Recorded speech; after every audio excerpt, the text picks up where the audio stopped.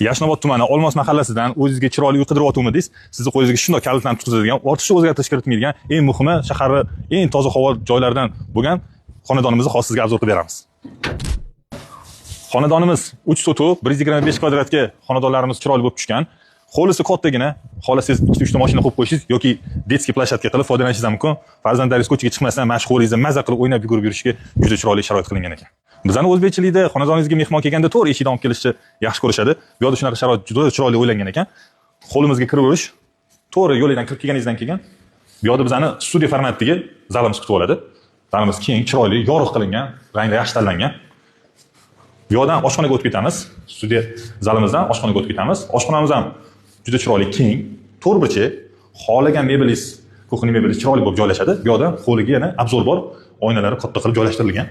Farzandlaringiz tomosha qilib o'ynayotganini ko'rib tursangiz bo'ladi. Xo'p, bu yerda bizani kichkina detskiyimiz kutib oladi. Chap qo'lda, bu ham bejirimgina qilingan ekan.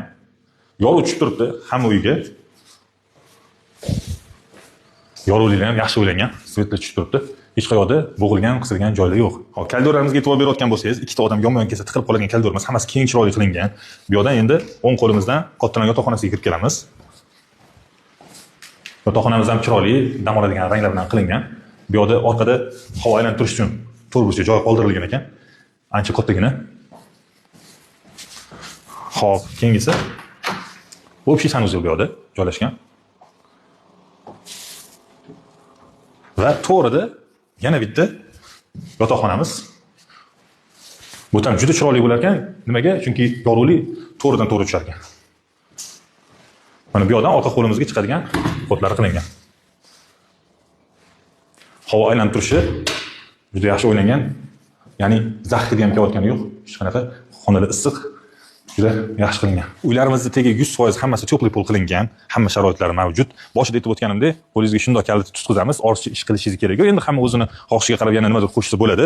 Eng muhimi, hovlisi keng, yuragingiz siqilmasdan maza qilib yashayman deb uy qidirib yurgan bo'lsangiz, sizga zo'r variant. Ham tinch mahalla, ham havosi tozaligi shunday bilinib sezilib turibdi. Agar sizga uyimiz qiziq bo'lgan bo'lsa, pastdagi nomerlarga telefon qiling, 24 ga 7 aloqadamiz.